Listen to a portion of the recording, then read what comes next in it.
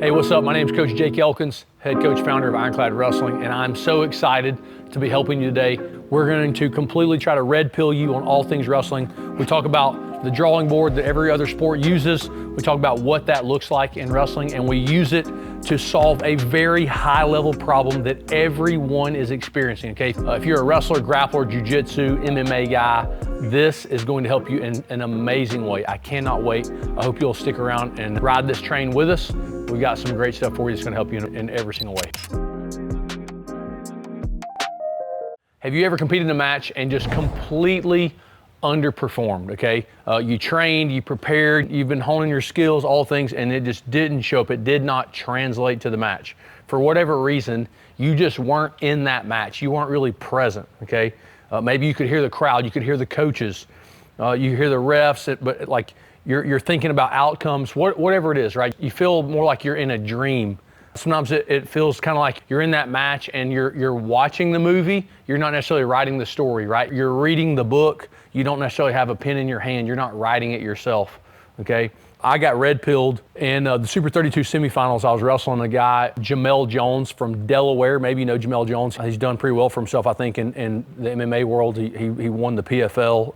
So I remember I was getting ready for this match, and I was like, man, I'm gonna wear this guy out. I'm gonna run him out of gas. And although I guess I had skills, I'm in the Super 32 semifinals, I was not the most skilled guy on the mat in most cases. I was gonna wear a guy down and eventually break him, and that was kind of my path to victory. And so in that match, he got the first takedown pretty easily, and I jumped up, cut away, and back in his face, and heavy hand fighting, and he got another takedown and back up, and I was like, okay, I just gotta wear him out. I'm gonna wear him out. At some point, he's gonna get tired, and when he gets tired, that's when I'm gonna pour it on him, right? That wrestling match, I kept thinking, believing that I was gonna eventually win, and then all of a sudden, match ended, and I think I lost 13-7. I was tired, and he wasn't. I knew confidently that he was not harder working than me. He had not put in the time that I was. He wasn't in better shape than me. I don't even know that he was stronger than me, but he definitely knew something that I didn't. He had some skills and some information that I didn't have. And I realized really quickly that hard work wasn't going to get me to the top of the podium that day, right? Or maybe in some of those days fast forward, okay, in my future. And so it really, that day changed my life, in that I got obsessed with learning a better way to train, a better way to do every technique that I ever got exposed to. And I would say I've been on that journey that was almost 20 years ago now. And so big thanks to that day. When those things happen, there's a serious performance gap that's gonna happen, okay? I've got some signal for you. We found some things that are completely world-changing if you're on that journey.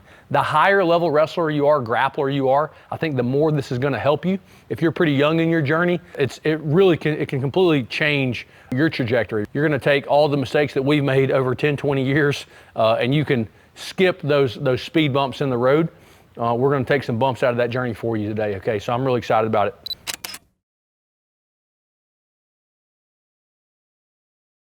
I want to kind of shift gears for a minute. We're going to build this argument off of lots of other places here, okay? I want to go back to the 90s. There's a guy, Dr. Erickson at Florida State University. Maybe you've heard of him, okay? And he coined this phrase, deliberate practice. Deliberate practice is all about having more focus to what you're doing, being more intentional, focusing on what matters. You're probably familiar with Pareto's law. If you focus on the 20% of what you do is responsible for 80% of the results. And the 80-20 rule is true everywhere. And so we're always talking about finding what's most valuable. We want to be more intentional in focusing on that. We're looking at always raising our value per hour in terms of what we're doing. I grew up in a hard-working blue-collar family, first-generation wrestlers. My dad always, we would lose a match. His answer was always work harder.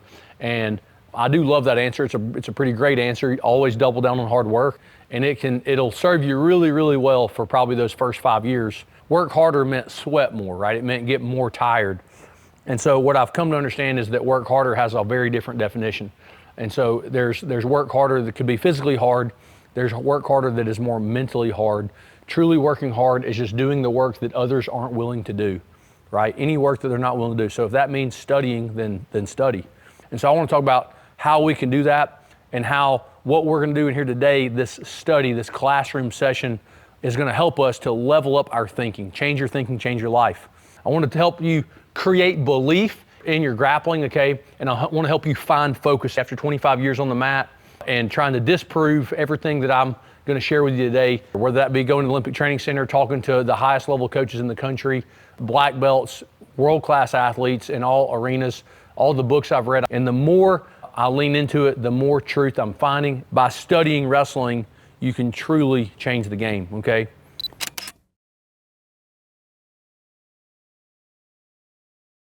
When I look back on my journey as a wrestler, all the way up high school, college, all the athletes that I've coached, I always hear the same thing. We'd always finish a match and I would say, hey, I just need to go back to the drawing board, right? I just got to go back to the drawing board. I don't know how many times I've heard coaches sitting down with their athlete in the tunnel after a match or mat side afterwards, and they're like, hey, we just got to get back to the drawing board here. And we're all saying the same thing intuitively. It's so fascinating to me. Every sport uses a drawing board like this one. Here's one that used for football, okay? They have these for basketball, soccer, hockey, lacrosse. This is available at any sporting goods store ever. If you play football, you're very familiar with X's and O's, right? We talked about those performance gaps that we all find where we were just kind of distracted in the match. We weren't really present. We just, for whatever reason, weren't feeling it. And we're always trying to point it to somewhere. And I want to offer to you a serious solution. We've created here what we would call our drawing board. It's a really, really powerful thing. This thing right here, it looks like, what in the Pythagorean theorem do you have going on here? But this is the drawing board. This is the card that we use to study wrestling. It is like a measuring tape in the hands of a carpenter. It is a powerful tool. I've spent, again, the better part of a decade trying to disprove this thing that I created, and I mean, it just came to me. The word talks about that all good things come from above. And so I do think that it was gifted. It's part of my unique ability, part of the way I was created, and I'm honored to be able to share it with you today. This is going to be absolutely powerful, and we're going to use it to close those performance gaps that I know you have. Every wrestler, grappler I've ever met has got matches they would point to where they had a performance gap. Those are the ones that stand out that you remember. But I want to offer you that the same thing you've been doing is not going to get it done, okay? Everybody's fighting this game. We want to unlock some of those new potentials today, okay?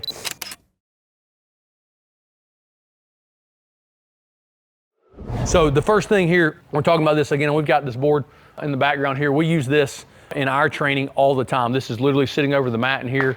We use these cards all the time with individual athletes. We have these things everywhere, okay? Let's kind of keep going. So the first idea is that I want to create a dilemma, okay? A dilemma is a problem, all right? And so one of the things that I see is there's a lot of what we would call linear thinking. We've got some videos on that already on our YouTube. If you haven't seen them, you definitely need to check those out. And we have a bunch of them in our content library at ironcladmethods.com. We've already talked about that tremendously, and I'm sure we'll repeat it somewhere else. I don't want to go too far down it today, but linear thinking is the natural process that everybody's going through while they're wrestling. You see it all the time, okay? And what we want to do is create a dilemma, a problem for the other guy. And so I want to point to some signal stuff here. Let's just kind of draw a picture. I want to give you a visual in your mind of what that dilemma really represents, okay? And I think the more visual we can be, we can make it easy for everybody to understand what we're saying. It'll help you understand the value of what's going on, okay? So let's say me and my youngest brother are playing keep away from the middle brother, okay? And so we're throwing the ball back and forth, and no matter where he runs, if I've got the ball and he's running towards me, I would just pass it to my brother, and now he runs over to get the ball from him, and then he throws it back to me. If you have 3 people that you could pass the ball between, you have this triangle, if you will. I'm gonna move here to the board and kind of illustrate this, but if you have 2 people, okay, and this person's running back and forth in the middle, you can do it eventually if maybe someone bobbles the ball or something, or they block, this guy could catch it. But if you have 3 people playing keep away from one in the middle, it's basically impossible. They're never gonna get there, okay? That simple idea that we're talking about is used everywhere in sports, okay? Basketball calls it triangle offense, okay? Football calls it run pass option. And so we're creating not just a dilemma between 2 things, but a trilemma between 3, okay? And the best grapplers in the world that are doing this in jiu-jitsu are doing this already.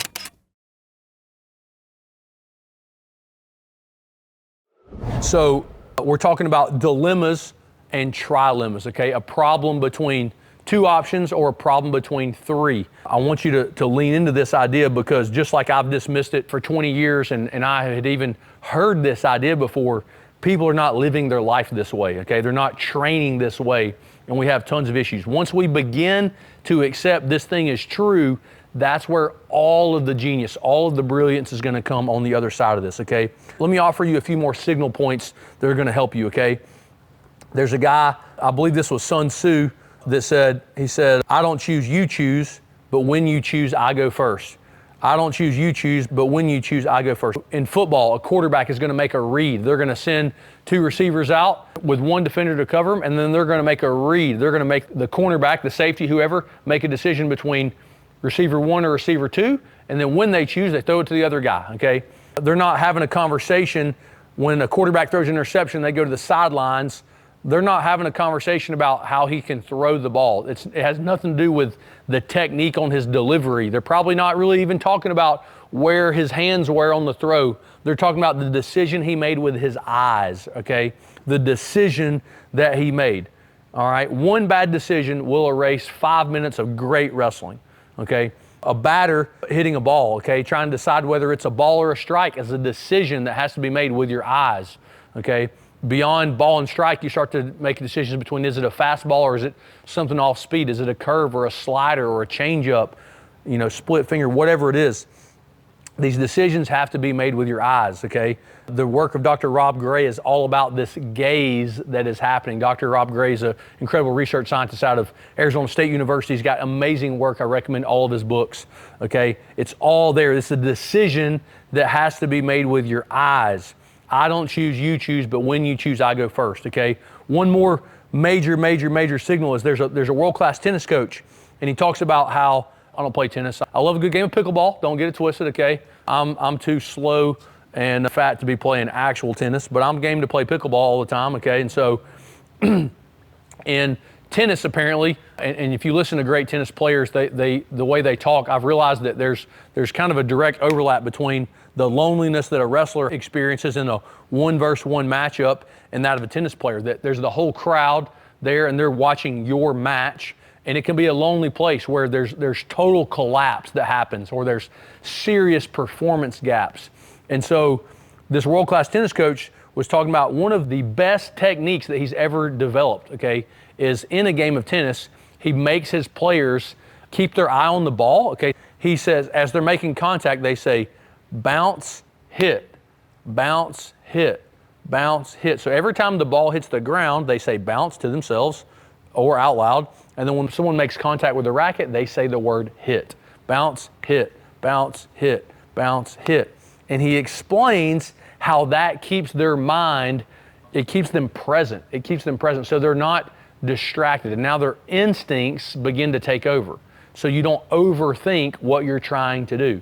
Okay, say that again. Let your instincts take over so you don't overthink what you're trying to do, okay?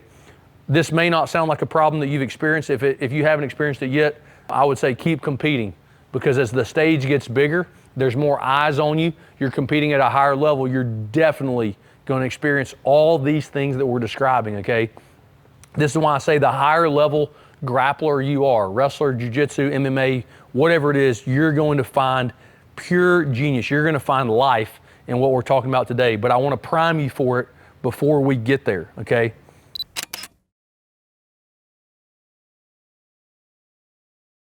And so we're talking again about faith and focus. Faith is about belief, okay? It is about belief. Faith is the ceiling. Why put a cap on ourselves? Faith is the ceiling. Wrestlers don't get pinned because they're like totally submitted. They're not being held down.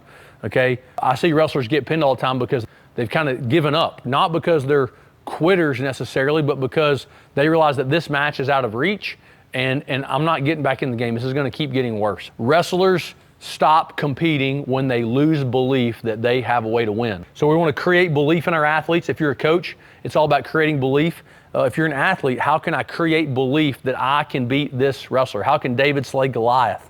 What does that look like? There's a verse in Proverbs. It says, let your eyes look directly forward and your gaze be straight before you. Ponder the path of your feet, then all your ways will be sure. Do not swerve to the right or the left. turn your foot away from evil. So good. There's life in that, okay? One of the things that I want to offer to you is that the more true something is, the more times it will proof. The more times it will proof, meaning it will repeat itself and proof that it still is true, okay? So when I started studying this everywhere, I started reading all these books. I started to realize that these themes, some of these themes, I was like, man, I think that's a kingdom principle.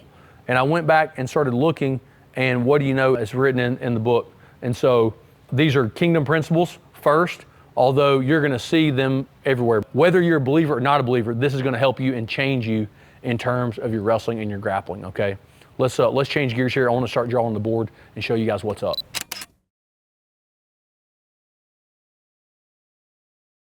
Okay, the first thing we're going to do, I'm going to map out the most fundamental position possible, okay? That's what we call it when we start drawing on the board. We're going to map a position, all right? And so I'm going to start with, what we call the classic playbook, okay? For the sake of this, I'm going to kind of draw it out like a compass. We're going to say right side, left side. We'll say high and low, just for the sake of kind of visual everything here, okay? So on this side, we're going to say single leg. Over here, we're going to say high crotch, high C, and then we're going to say our snap down. Snap down or front headlock.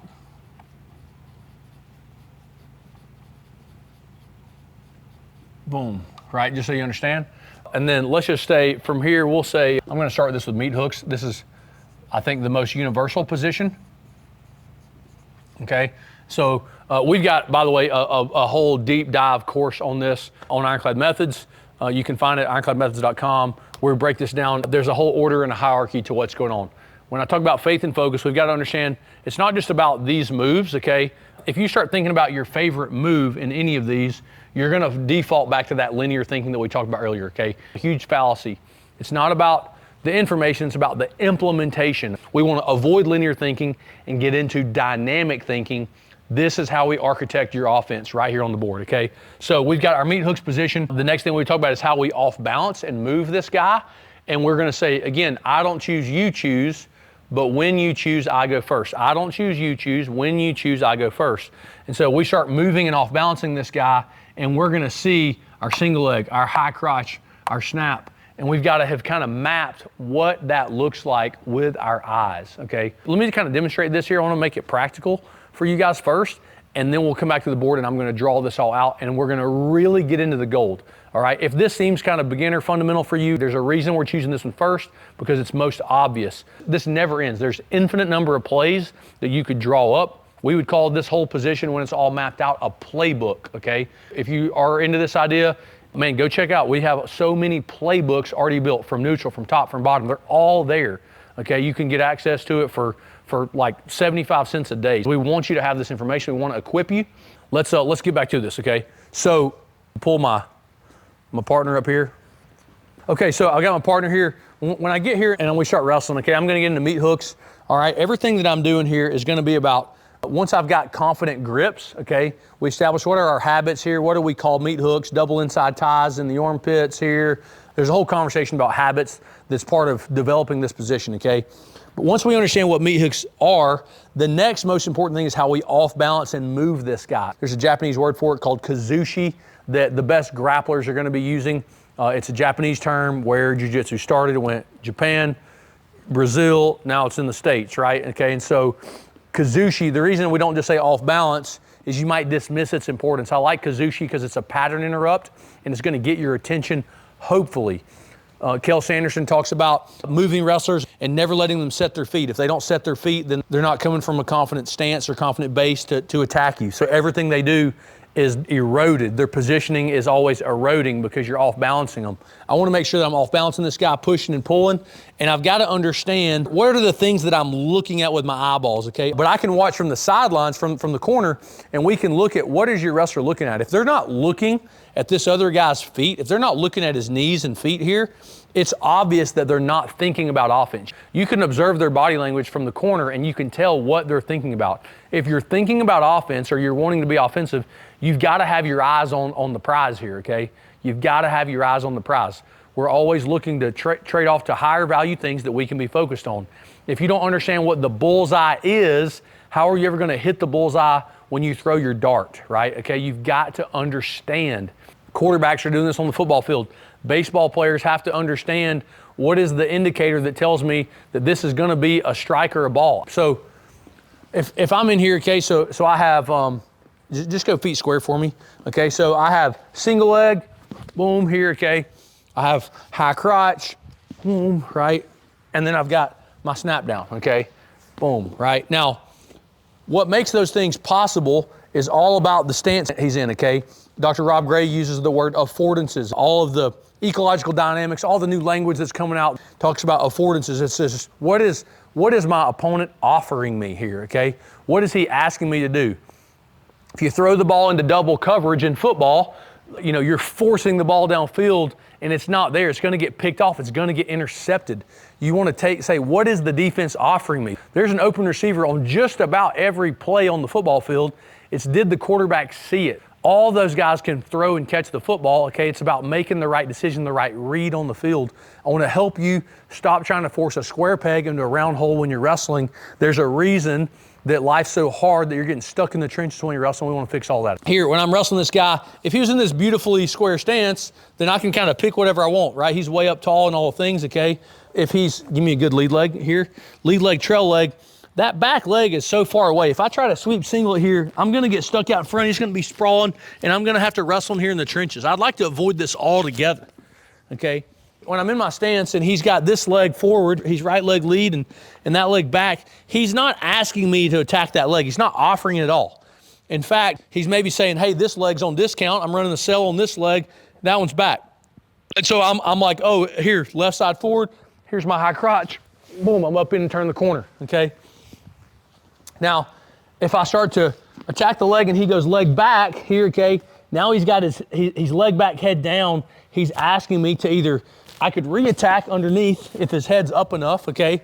But if his head's down, he's asking me to snap him. Whether I snap on the head or the armpits, there's a big snap to happen there, okay? If he's got his feet swapped here, okay, now all of a sudden the high crotch is not there. If I tried to high crotch this thing, I'm not even gonna get close. I'm facing away. I see wrestlers obsessively taking this attack.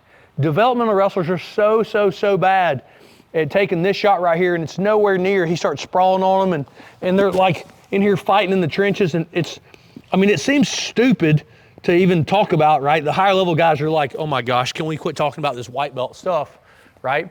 But this same thing plays out at a higher level, okay? The same thing plays out at a higher level. You just speed it up. It's all, whether they're pitching the ball 40 miles an hour or 100 miles an hour, it's still baseball. The same ideas are true, okay?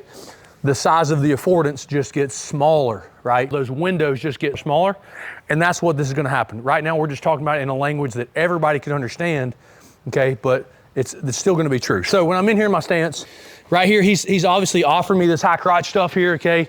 Boom, all right. I start reaching to it, he gets his leg back. He's not offering that anymore. If his head's down, then he's asking me to snap him. Boom, right? If I go and his head's up enough, then maybe I can get back underneath and get to my single leg on the other side. Here, when I'm in this stance here, this snap doesn't do anything for me here, okay? He's got a solid stance, but if I get his foot back here, now he's extended, and that same snap puts him on the ground. The same snap, even with less pressure. In a good stance. If I'm on the collar here, hard snap. I'm really giving it to him, okay? Nothing happens. All of a sudden I get attacking his leg back. That same snap here puts his hands on the mat with even less pressure, okay? Bonus tip is if I get this leg, if I get my toe back and anchor this toe, I go fake. He gets leg back. Here, if I get my toe anchored on the mat, I'm even stronger. If I try to do this with my foot in the air, I get a little bit of snap out of it. But if my toe hits here, I'm even stronger. Boom. You can put him down with some authority, okay? And so what I'm gonna get to is I start to understand the relationship between his head and his feet, okay, for each thing. So from your perspective, okay, so you got a POV. So I'm gonna stand here relative to the line so you can you're not lost in space. So if I'm in this stance here, okay, and you're right-handed, I'm like offering you high crotch here, okay? I'm leg forward, head up, okay? If my head's down, I'm not offering this. So college wrestlers, their head's so low and it's here, I'm not really offering my leg. Even though And so they're just shooting through each other's heads and faces the whole time. You look and everybody's got black eyes and cut up and bleeding and everything because they're just going right through each other's heads the whole time, okay? If my head's down, even though this leg's forward, I'm not offering my leg at all. I'm offering my head. I'm offering front headlock stuff, okay? And so we've got to expand that front headlock offense. That's what I'm asking you to do. I've actually raised the price on my legs. It's 120% of the old price. Price went up, okay? But I'm running the discount on my head. Now, this front headlock is 25% off, okay? And so when you think about it in terms of, can I afford it? Is it on sale? There's a discount. Helps us to understand. We want to understand what I'm looking at. And in this case, it's a relationship between my head and my feet, okay? If my head's up, right leg forward here for me, okay, or from your point of view, the left side, this is going to be a high crotch. Here's going to be my sweep single, okay? Here, right? If either one of these happens, or if I get extended and I'm head down, then you can snap me into the hole this way. If I'm other leg forward, you can snap me into the hole this way. In this line that's perpendicular between, if my shoelaces were tied together, perpendicular to that is the hole. My shoelaces are tied together, perpendicular to that is the hole. That's where I'm most vulnerable. If I was in a square stance, you could snap me straight forward here, or you could knock me backwards, okay? Which is where you see these double legs and everything happening. If my feet are square and my head's up, you can attack either side or attack both with that double leg, okay? Let's draw this on the board here and make some sense of it, because I don't want to be too redundant in giving the example, but I got to make it practical as well. So here's where this happens, okay? Again, I realize probably half the people watching this are going to be going, oh my gosh, that's crazy. 25% are thinking like, I don't understand that problem, okay? And then 25% are going to be thinking, hey, can we talk about this in another position? Like, let's say we break down a crackdown position. It's a game changer position, okay? So I'm going to start to identify what we would call the read. What goes in here? This is where all the magic is, okay? So on a high crotch here, this is going to be left leg forward, head up. And I would color it in. Ooh, that tells me to hit a high crotch. Here, okay, if I pull up my red marker, I would say right leg forward, head up. Boom, right? And that tells me when to hit my single leg, okay? So that's kind of talking about the relationship between the high crotch and the single leg, left and right side attacking the feet, okay? When I start going high crotch to snap down, here it's left leg forward, head up. If the head's up, then I'm offering the legs. And then blue would be, the idea would be that I could get this left leg backwards. Let me draw my partner one more time to kind of illustrate what I'm saying. So as I'm looking at this leg, if he's in your stance, go low, like almost 3-point stance here, okay? This leg's forward, but if his head's down, low, like this is a front headlock situation anyways, right? Okay, if I get his leg to go back, that's gonna be pulling his head down anyways. Here's my snap, whether it's on the collar or in the armpit. Left leg back, head down. So that's the combo I'm looking for. And over here, this is gonna be basically the same thing, but we're looking at right leg here. So right leg back, head down, pardon my handwriting, and I just color it in, okay? And then right leg forward, head up. And that's telling me here, okay? Now, here's the deal. There's a lot of empty triangles on here. We would continue to map this. So this is where we start to organize priority. Like I said, this is a measuring tape. This is the architecture plans for your offense. We could keep going. We can write programming with this. We start to prioritize what's most important, okay? Notice we've got the big rocks, the medium-sized rocks, and then the small rocks here, okay? Today's focus is on this. When I'm wrestling, I understand that no matter whatever you do, if you've got either leg forward or backwards, your head's up or down, doesn't matter. These things tell me what to do. It doesn't matter what you do. If I start moving you and off balancing you, all right, push, pull, left, right, push, pull, left, right, push, pull, left, right. As you move, this is what you're looking for. These are the things. These are the specific indicators. These are the reads that are telling me what to do, okay? When we're talking about wrestling, I don't want to be in a linear thinking. I shouldn't be thinking about single leg. I should be thinking about getting the confident grips and off balancing this guy. And then when my eyes are looking for these things, when I'm looking for one of these things, these openings, that immediately becomes signal for what I'm doing. When you're in the batter's box and you see those laces tumbling over, you already know that ball, it's a curveball. Here it comes. Boom, right? When you're a quarterback and you're standing in the backfield and you see that DB breaking here, then you realize you can see the play developing and that the other guy's about to run past him and the receiver that's deep is open. This is what's going on here, okay? I don't know if this is signal to you yet, but I'm just telling you right now, like, this is literally everything, okay? Dr. Rob Gray is going to talk to you about your gaze, the importance of it. You have to train your eyes. There's a batter in the batter's box. The third base coach or the dad in the dugout can't be yelling swing. The hitter has to develop the skill to make that decision with their eyes, okay? The decision-making process that your eyes makes is a different part of the brain than where sound happens, okay? So if you're down blocking or taking shots on a whistle, and you're doing it audibly, okay, that's different than doing it visually. It happens in two different parts of the brain. So we've got to train our eyes to do these things, okay? This becomes, if I jump back to this, this becomes bounce, hit, bounce, hit, bounce, hit. When I'm wrestling, whether you're thinking it to yourself or talking to yourself, you should be going, all right, push, pull, left, right, push, pull, left, right, push, pull, left, right. And then eventually, one of these is gonna light up. It's gonna jump off the page. It's gonna be glowing. And then you hit it, okay? But if you're standing there looking at hitting this high crotch, this is like standing on a cliff. If you ever been to the lake, you know, we live in Alabama, you go to the lake and you got off the boat and you climb to the top of that rock and all of a sudden you get to the top of the cliff. It always looks a lot higher from the top than it did from down there in the water. And so you get up there and you're like, okay, jump on three, 1, 2, 3. You're like, okay, 1, 2, 3, 1, 2, 3. And your anxiety starts going up, up, up, up, up. That's what's going to happen when you're thinking move, move, move. It's just not going to be there. You're going to start doing this before it's time, before you're ready, okay? The timing of this is everything. It's not just having the skill to do it. So what happens, wrestlers develop the skill in practice, but it's not translating to the match because you can't hit it on time, okay? You have the ability, you're motivated, but you don't have the prompt, okay? Dr. B.J. Fogg says that all behaviors are a combination of motivation, ability, prompt.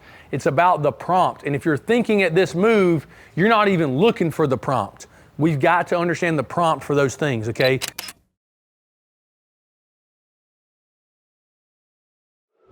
I know that when I map this position and I've got a trilemma mapped on this position, okay? This is dynamic offense. I realize no matter what happens, if I get to meat hooks and I off-balance you, I can beat you. I've got 3 options and you can't hide all 3 of them, okay? You might take the high crotch away, but now I can either snap you down or single leg you, right? And I don't choose, you choose. So you start, I'm moving you. I don't care if I high crotch you, single leg, or snap you down. I'm scoring 3 points any way it happens if we're wrestling folk style, right? Okay. Freestyle, you're getting 2 and you're looking to transition again. And so we just continue to map these positions. Okay. This is obviously our large dilemmas. And then we would do the same thing with a single leg. We would do the same thing with our front headlock, same thing with our high crotch, which gets into how we write programming. Okay. This helps me create belief. And then the focus, here's the faith. Here's the faith. Faith is confidence of things that we've not seen yet, right? The focus becomes that we're looking at these things. We're talking to ourselves. We're guiding those decisions the whole time, okay? There's a beautiful scene in the movie For the Love of the Game. It's a baseball movie. Kevin Costner is a pitcher for the Detroit Tigers, and he gets on the mound and he says, clear the mechanism. All of a sudden, at the beginning of the movie, everything clears and it's like he gets tunnel vision. And then everything kind of sounds like this, right? It sounds and feels just like when you got that headgear on out there in the match and when you're focused and you're in that flow state, you're really performing. Your best performances are going to feel that way. And your eyes are going to be on assignment the whole time here, okay? When you start doing these things intentionally, it's going to unlock next level wrestling, okay? And I don't want to just map this from here, but I want to do it everywhere, okay? When you start doing this, it's going to expand the other 22 hours a day so that you can plan. You don't just show up and start building the building, okay? There's an architect already. There's an offensive coordinator on that football team that's already built the offense for you. You just show up and run the plays, okay? Continue. We've got to move on from moves that work to the reads, to the decision making that's happening. All right, always trading off for the more efficient, more effective decisions that can happen. So this can happen faster and faster and faster. We can train it more intentionally. Let's jump back over here for just a moment.